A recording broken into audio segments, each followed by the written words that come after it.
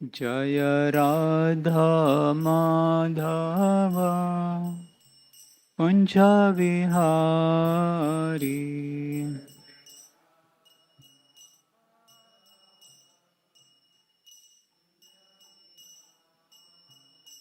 Jaya Gopi Chana Vallabha Girivaradhari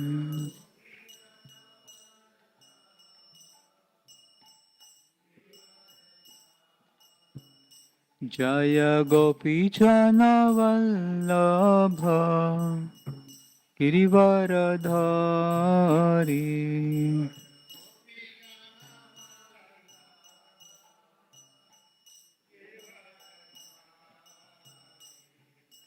Yashodanandana Braja Jana Ranjana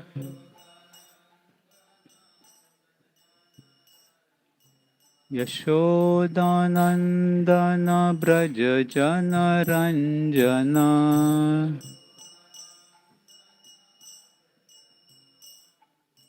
Yamunatiravanachari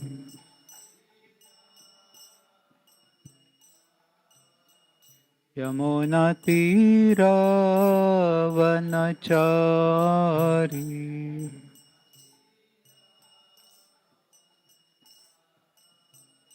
Jaya Radha Madhava Kunja Vihari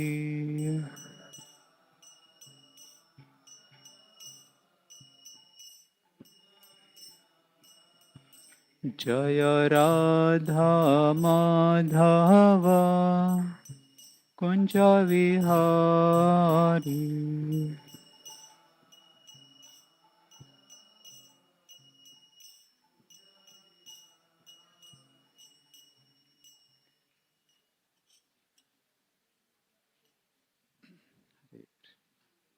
So we'll read from Srimad Bhagavatam, is Canto 3rd, Chapter 11, Text 25. Om Namo Bhagavate Vasudevaya.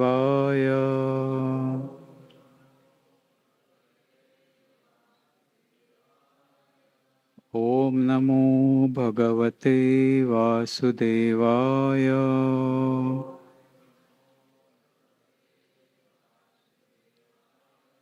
Om Namo Bhagavate Vasudevaya.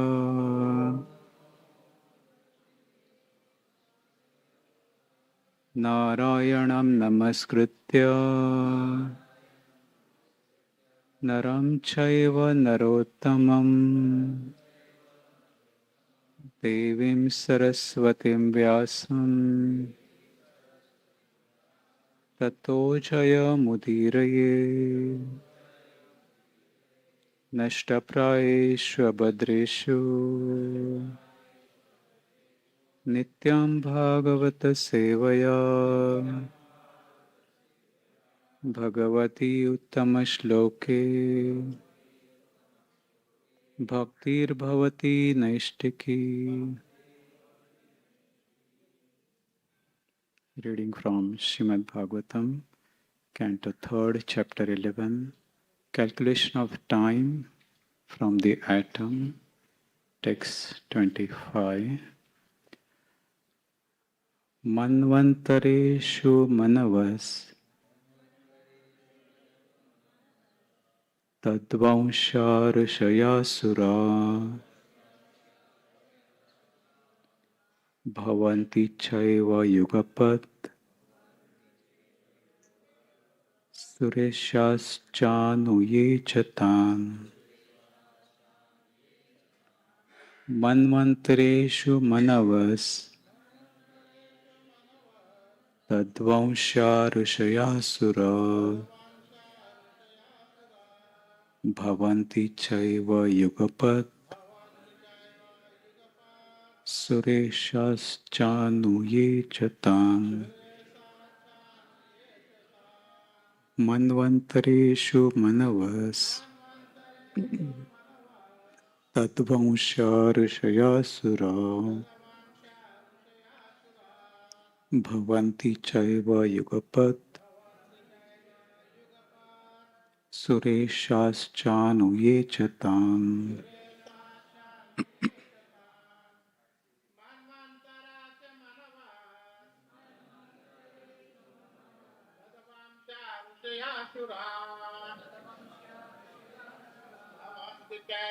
युगपात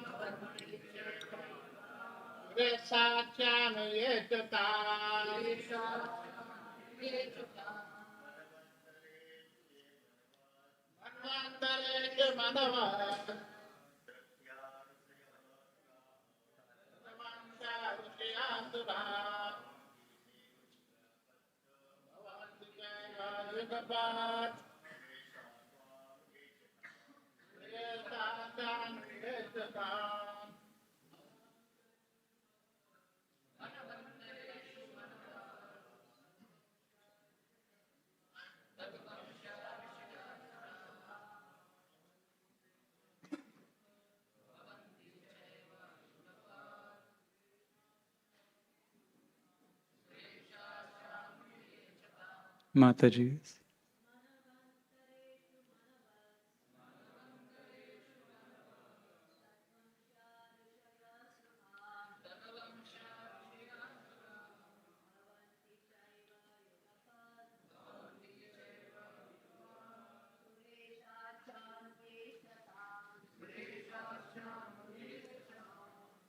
Word by word meaning. Manu antareshu. After the dissolution of each and every Manu, Manavaha, other Manus, Tadvansha, and their descendants, Rishayaha, the 7 famous sages, Sura, devotees of the Lord, Bhavanti, flourish, Cha eva, also all of them, Yugapat, simultaneously, Sura Isha, demigods like Indra, Cha, and Anu, followers, Ye, all, Cha, also, Tan, them. Translation and purport by His Divine Grace A.C. Bhaktivedanta Swami Srila Prabhupada. Translation. After the dissolution of each and every Manu, the next Manu comes in order, along with his descendants who rule over the different planets. But the 7 famous sages and demigods like Indra and their followers such as the Gandharvas all appear simultaneously with Manu. There are 40 Manus in one day of Brahma, and each of them has different descendants. There is no purport. There is no more purport. I mean, there is only one line purport. So we'll discuss on this. If you would like to get little bit adjusted, थोड़ा इधर हो सकते तो अच्छा है. थोड़ा आगे आइए, सबको जगह मिलेगा. ओम ज्ञानतिमिरन्धस्य ज्ञानाञ्जनशलाकया चक्षुरुन्मिलितं येन तस्मै श्रीगुरवे नमः. श्रीचैतन्यमनोभीष्टं स्थापितं येन भूतले स्वयं रूपः कदा मह्यं ददाति स्वपदान्तिकं. नमो ॐ विष्णुपदाय कृष्णपृष्ठाय भूतले श्रीमते भक्तिवेदान्त स्वामिनिति नामिने. नमस्ते सरस्वती देवे गौरवाणी प्रचारिणे निर्विशेष शून्यवादी पाश्चात्य नमो महावदन्याय कृष्ण प्रेम प्रदायते कृष्णाय कृष्ण चैतन्य नामने गौरत्विषे नमः।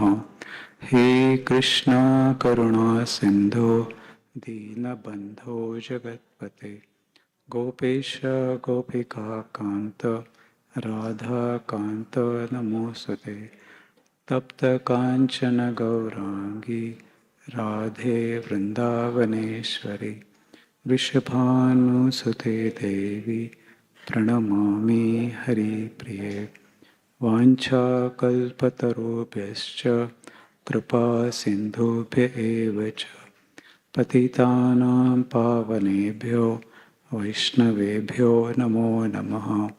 जय श्री कृष्ण चैतन्य प्रभु नित्यानंद श्री अद्वैत गदाधर श्रीवासादि गौर भक्तवृंद। हरे Krishna Krishna Krishna Hare Hare Hare Ram Ram Ram Hare Hare. So we'll discuss some philosophy. Philosophy was in action some time before. So how to reach to that level, we'll understand through some philosophy. So welcome everyone for today's Srimad Bhagavatam class.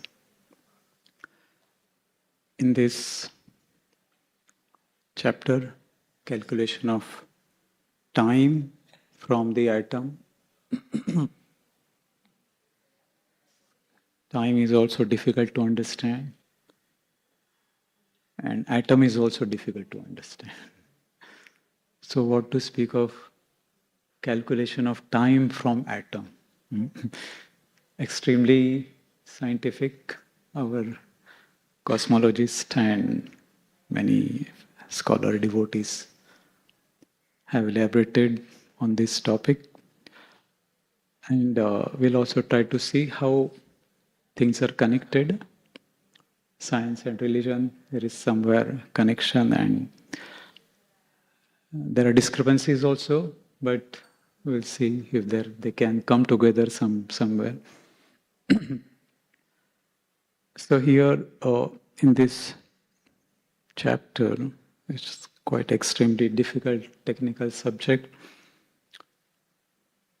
Vidura, who was inquiring from Maitra Muni, he accepted him as his guru, as directed by Uddhava. And Maitra Muni is not an ordinary person.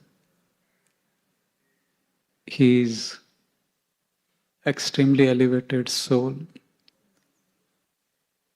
who can look into past, who can look into present, and who can look into future. Trikaladnya. So, externally he may appear to be a very simple sage, renounced person, staying somewhere at the foothills of Himalaya. But by his consciousness, is extremely evolved soul. And we had to understand a person by his speech, what he speaks, at what level of knowledge he is speaking, not judging externally and making comments. Otherwise, we'll get misdirected, and we may lose great opportunity of the human form of life. So the sages described here are very elevated souls, and the type of knowledge they're giving is not easy to understand. We need some kind of preparation, some right frame of mind to reach to that level.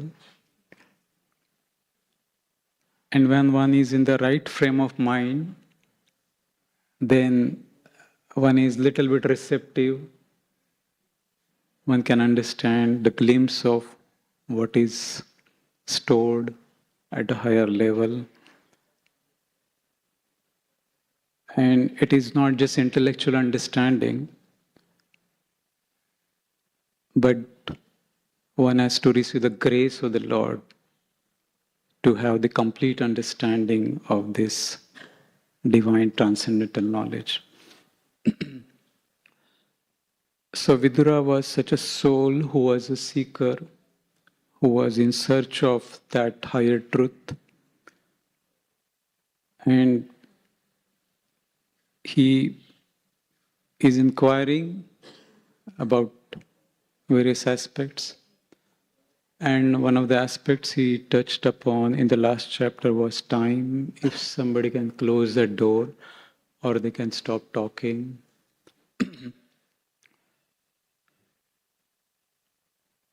So time, he was inquiring about creation, and suddenly he asked about time. And in the last chapter we saw that how Maitreya Muni touched upon time for a very little time. And now he's elaborating on time. And if somebody, the devotees can switch off their mobiles or keep the mobiles on silent mode. Otherwise, I will have to confiscate those mobiles. Because it is distracting not only the speaker, but everyone. So anyway, we have less time. We are already overdue. I'll try to finish on time. I will not go over time. So the description here is, Vidura is asking about time. In the previous chapter, he just touched upon time, and Maitreya Muni gave a glimpse of time, how the time is the impersonal aspect of the Lord. Time is the cause of creation of this material universe. Because of time, the three modes of material nature, Sattva Guna, Rajas Guna, Tamas Guna, mode of goodness, passion and ignorance, they get agitated, there's interaction, and the creation starts taking place. The entire theory of creation has been very systematically explained, and it is still not complete. It is not that creation is complete. Shukadeva Goswami, Maitreya Muni, they are just giving a glimpse of the first stage of creation. The elements are created. So that is the first creation, Sarga. And the secondary creation, which Brahma is responsible, he takes charge of secondary creation. That is also very described in short. It is not that very elaborately it is explained, but it is explained in a very systematic way. And the chapter ends there because Vidura had asked about the question of time, and Maitreya Muni continues explaining the time. Time from the our understanding that how the time affects and how we calculate time, and what is our understanding and how the time affects people on this planet, human beings, demigods, the Pitas, and three planetary systems. In that way, it has been explained. And still, Vidura was not satisfied with that query. And in this chapter, few verses before, he asked about the time duration on the higher planets. That is a time same everywhere. We say that 1 year has passed on this planet. So what happens on the other planets? Is the time affecting at the same level, same way it is affecting? And that was a very relevant query. And here Maitra Muni is going to that level. Now he is changing the time scale. He was explaining the time from calculation of time from atom, how the time is calculated from atom. All those calculations devotees are given, and how we understand our time from one solar year. That is our understanding. But at a higher dimensional level, at the higher planets, time is at a different scale. It is at a different level. And how that affects, what are those living entities there, how they get affected or not, what is their time duration? That was the question. And now here Maitra Muni started explaining from the day of Brahma, something we can relate to. The day starts, okay? Just like our day starts, we need to connect to Brahma's day. Brahma's day also starts because everyone is curious to understand the origin of everything. Because we don't have any experience of something which does not have any origin. So we can understand from the origin point of view where it has all begun. Whether this material world has a beginning or it is just existing or it has just manifested out of nothing. So these are the various questions which have intrigued many material scientists. And they have tried to give their explanations from their own perspectives. And we can understand that how, what is the Bhagavatam perspective? How to reach to that understanding of the perfect knowledge. Because our understanding from the knowledge acquiring from these senses, eyes, ears, can be limited. Because our senses themselves are limited. We cannot get a perfect knowledge from limited senses. That is the first premise. But the material scientists do not believe in that. They want to speculate.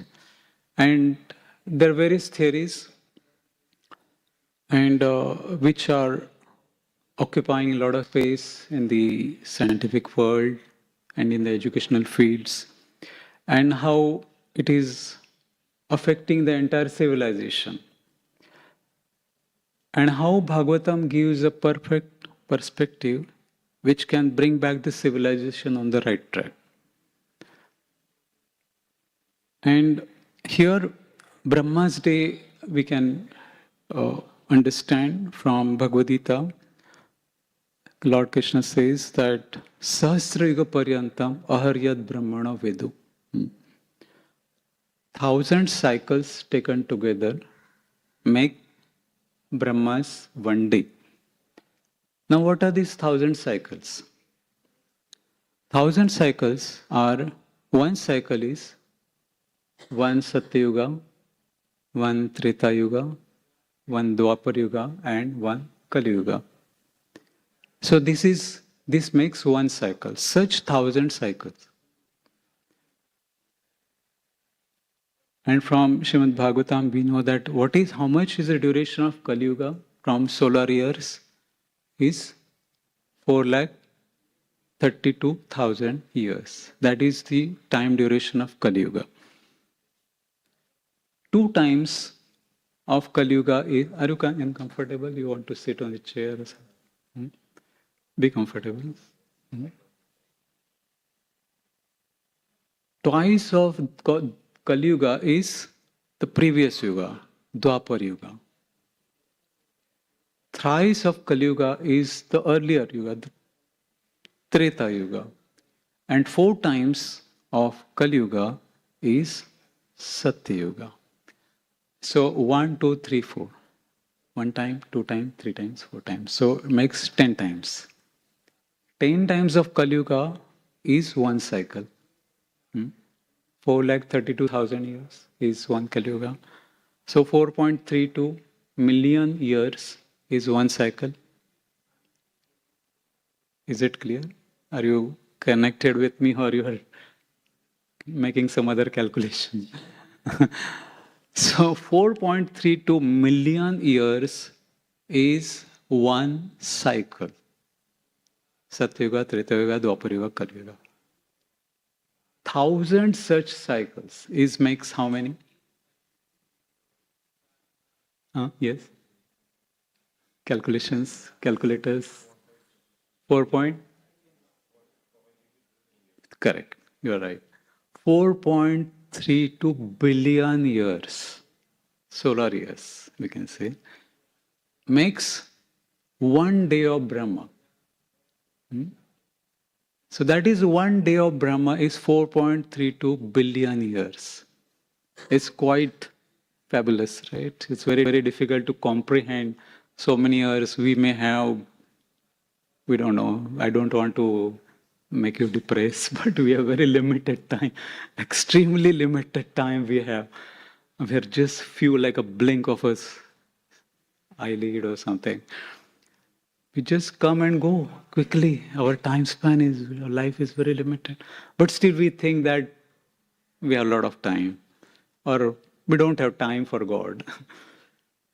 So, time we understand that what is the scale of time, what is the time factor. Then we'll realize that our existence in this material world is for a very limited time. And we have to utilize that time in a proper way to come out of the time cycle so that we don't get affected by the time again. Because the more we are in this material world, we are going from one planet to another, one species to another. And then what is happening? We are rotating in this universe again and again, taking births in different species. And we are not freed. But human form of life is a very, very important life, in which we can come out of the cycle of birth and death eternally, permanently. And we can go to that abode, that world which is not affected by time. This material world is completely affected by time, from down to Patala Loka to Brahma Loka, Satya Loka, 14 planetary systems. All are affected by time. Time is relative. We may say time can, in various ways, devotees have explained. But time is affecting whether somebody is a rich person, somebody is a poor, strong, weak, brahmachari, sannyasi, everyone, time is affecting on the material level. But that one who takes to devotional service, one is not affected by time. One remains at the higher level. So that is the process Lord is explaining, that how not to get affected by time. In the material world, we do not want to become old. We do not want to get disease. But can we stop it? We cannot. Whatever we may try, scientists have tried so much to invent so many medicines and so many ways, but they cannot stop the aging process. We can do so many research. They came to certain level that there is some DNA structure, if they can modulate that, then probably we can stop the aging process. But to change that, we will affect the entire system. It is a very risky affair. So therefore, scientists have to stop that research because it can affect the entire our lifestyle. So whatever nature has awarded us, whatever nature has given to us, we have to accept that. We cannot be in a denial stage. We have to accept that we are going to get old, we are going to get disease, and finally, we have to leave this material death. And death is for the material body. Death is not for the soul. Soul doesn't die. That is a good news. Soul doesn't die. Body dies. So if we work on the soul, then we are coming to eternal life. We will slowly come to the eternal life where there'll be a stage where there is no birth and death. When we practice the process of bhakti, devotional service, it brings us to that higher level of consciousness where there is no death. So therefore those who are elevated souls, they are not afraid of death because they have already reached to that stage. They have perfected their consciousness that even the body dies, their soul is not going to get affected. They are already prepared. They are already ready to go to that state of consciousness. So, Srimad Bhagavatam and Bhagavad Gita, it gives that opportunity to reach to that level in the human form of life, not in any other form of life. Human form of life is very, very special life. And even in that short span of time, if one is sincere, serious, one can perfect. And one will not come back again in this material world. So that is the very, very special benediction of the human form of life. Now, Vidura's inquiry is about the life duration on the higher planets or life duration for those who are at the higher level. So we know that at the end of Brahma's day, 4.32 billion years, okay, there is a partial devastation. After 1 day of Brahma, there is a partial devastation, means the 3 planetary systems, the Martyaloka, the Pataloka and Swargaloka, they are underwater. That means there is no life. Earth planet is underwater, completely underwater. So there is no life. The next day of Brahma, after the night, the same duration of the night, next day of Brahma, Brahmaji again has to create. He prays to Garbhodakshaya Vishnu, does some meditation, tapasya, and then he gets the knowledge of creation, how to create again. So he again creates. And again the life manifests. And then again we get human form of life, birds, species and animals, trees, all species they evolve simultaneously, not gradually, biological evolution. But simultaneously all the species, they manifest. Now, Srila Prabhupada explains, and even I was searching for that reference where I can quote, that at the end of Manu, in the 1 day of Brahma, there are how many Manus? 14 Manus. I'm just checking. 14 Manus are there. Who are they? At least few. First is Swayambhuva, then Saraschicha, then Uttama, then Tamasa, then Raivata, yes, correct. Then Chakshusha, okay, and Vaivasvata Manu. We are in which Manu now? Vaivasvat Manu. And which millennium? Vaivasvat, okay. In one day of Brahma, how many cycles are there? 1,000, okay. And how many Manus come? 14, okay. So how many cycles each Manu has? Approximately 71, okay. Okay, so one Manu has a 71 cycles. Okay, I'm just trying to awake you. So we are in the 7th Manu, and which cycle we are going through? 27. 28. Okay. Anyone has any other? Anybody thinks that we are in the next 29th or want to go ahead? Maybe next cycle will take birth again. So we are in the 7th Manu, in the middle somewhere. 28th millennium. Means that 20th cycle we are in, and we are in the Kali Yuga. So after Kali Yuga, again Satya Yuga is going to come. Okay, don't worry.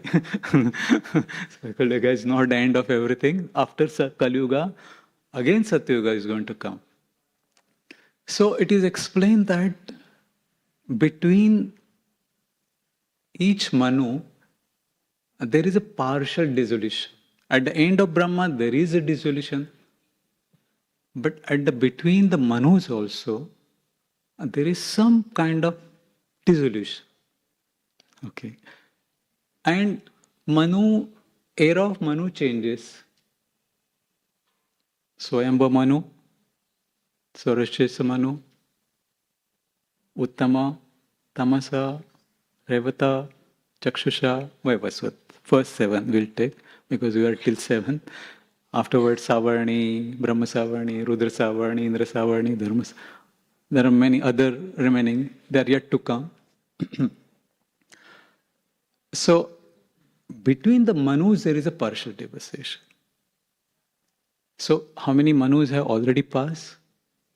6. Okay, so 6 some dissolutions have occurred where the life has been extinct completely on the earth. Completely mass extinction. Why I'm trying to bring this point here?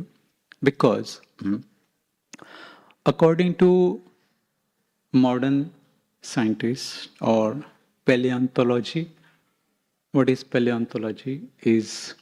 Paleontology is a science, is a study of living organisms on Earth, which existed before there were any written records, writing, before any writing. Their life has been existing. The writing, what we write on paper and all that has come much recently. So before, what was happening? How we get the knowledge of that? What is the process of acquiring the knowledge? So scientists have studying, they're digging the earth, and there is a field of science, archaeology, and they find bones, they find stones, and they try to evaluate what could be their existence, how many years they might have existed earlier. And they start going back into not just 1,000 years, not just lakhs of years, but millions of years before they start going. And the oldest fossil, what I referred, what I got a reference, is almost how many years?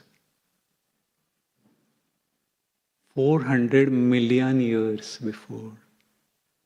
That means like the previous Manu. Present Manu has been existing for 120 million years. 180 million years are yet to go for this Manu era to end. So 400 million years before, they found out a fossil, which is like resembling to the whatever human. So that means the life was existing in the previous Manu also. And according to this modern paleontology, the earth has undergone mass extinction 6 times. Is it connecting? 6 Manus have passed. They also say 6 times mass extinction. So there is some similarity. Am I okay, Pavaneshwar Prabhu? He's the professor, I am the student here. He will go more insights on cosmology and universe, mysteries of the universe. So whatever little knowledge I have, I'm just speaking. There are many professors here, I'm just a student here. So when they start speaking, we'll have difficulty in understanding, but I'm trying to make it a little simpler. So 6 times what material scientists have come to some conclusion through their theoretical understanding, observations and knowledge. So here we have a Brahma's day, where we have 6 Manus have passed and 6 times there have been some kind of dissolutions. And many more will happen in the future. So the Earth planet doesn't get destroyed completely. Earth planet, at least as far as my knowledge, till at the end of the Brahma's life, Earth planet doesn't get destroyed.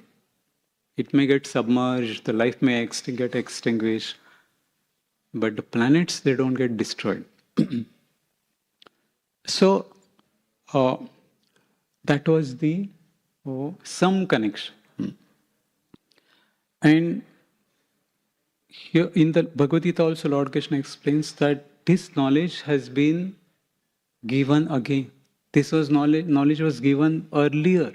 Imam vivasvata yogam pruktavanam avyam vivasvan manave praha manu rikshvaka vebhave. Okay. So, which Manu he is now connecting?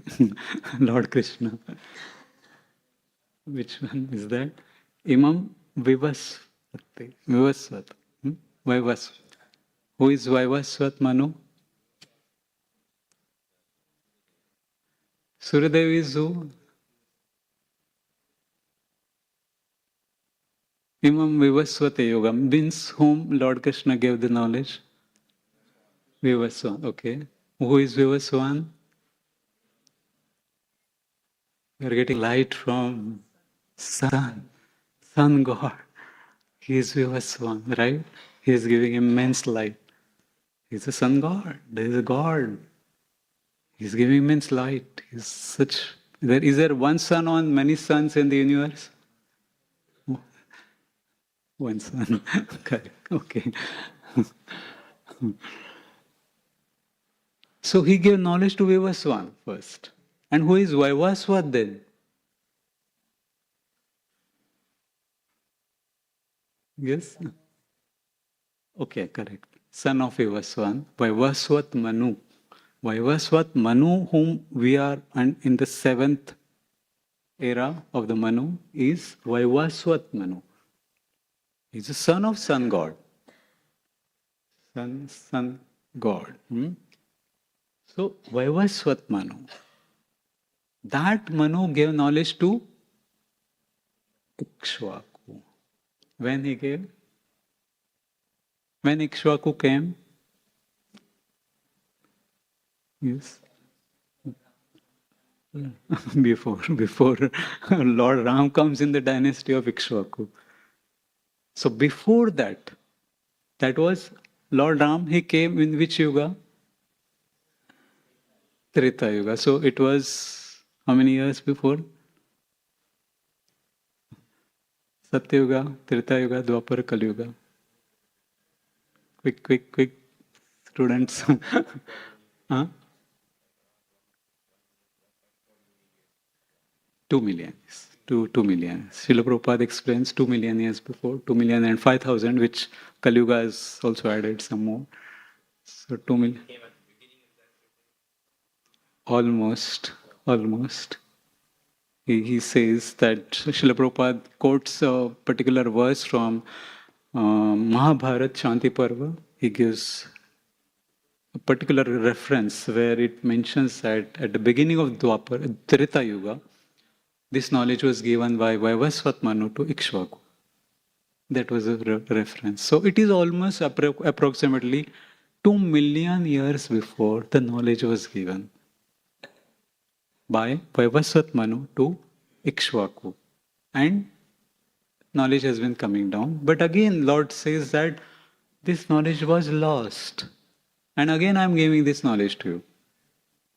It appears to be lost. Knowledge doesn't get lost. It appears to be lost. So, Lord Krishna revives again by giving that knowledge of Bhagavad Gita to Arjuna. Because there was a need. The succession was broken. There was predominant. So Lord Krishna had to reestablish all those. So that is the kind of some connection. And here Manu,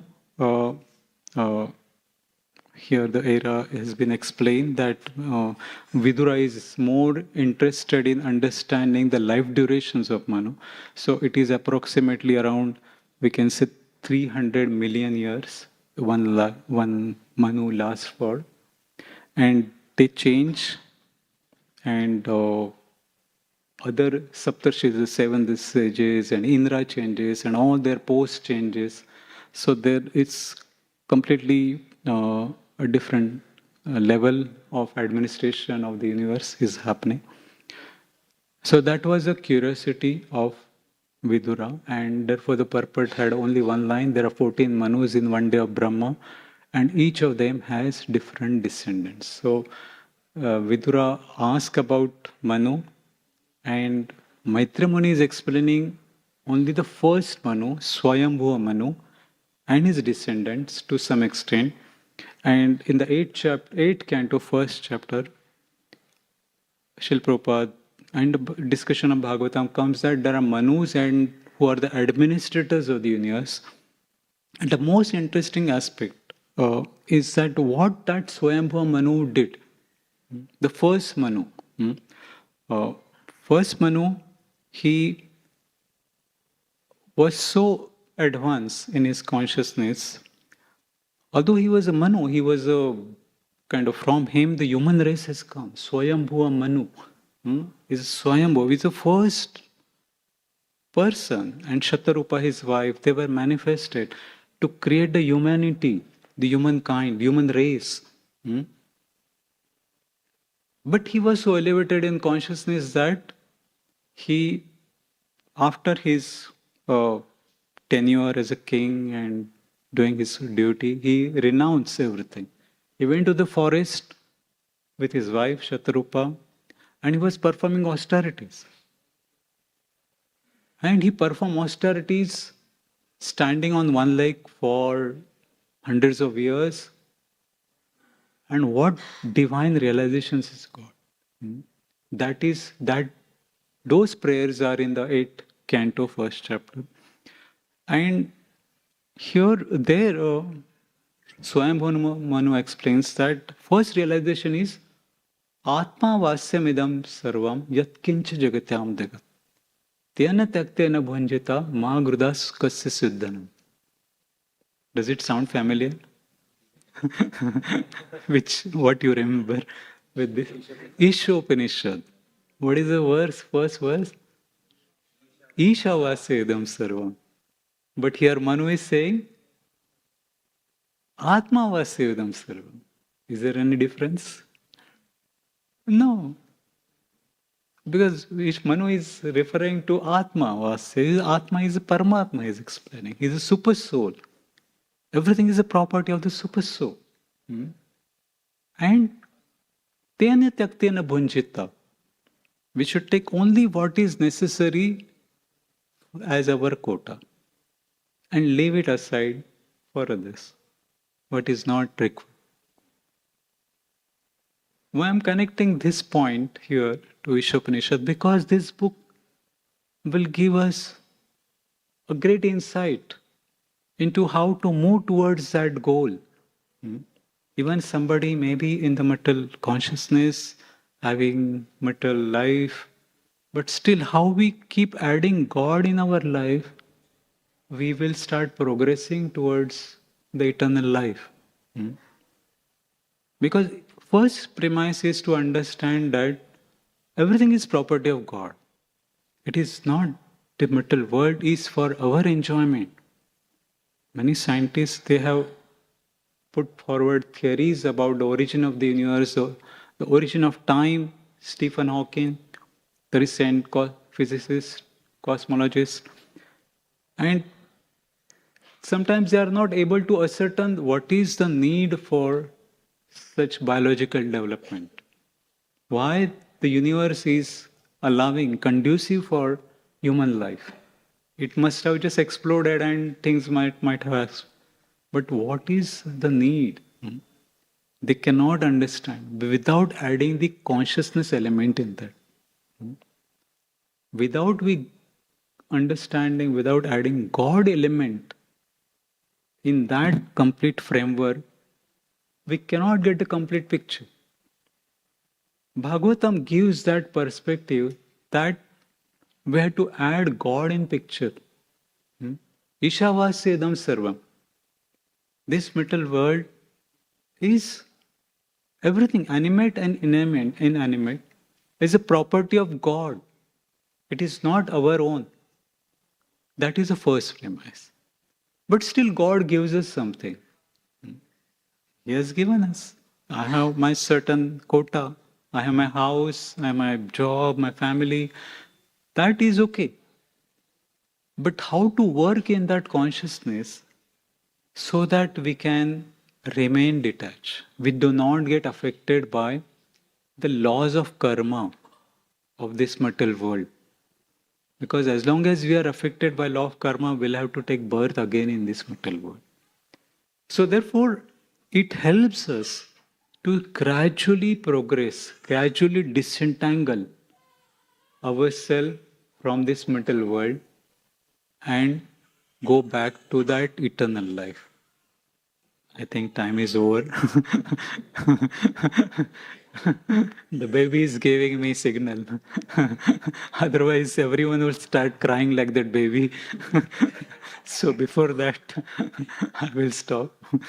I went little bit over time, whatever due time, because earlier session was little overdue.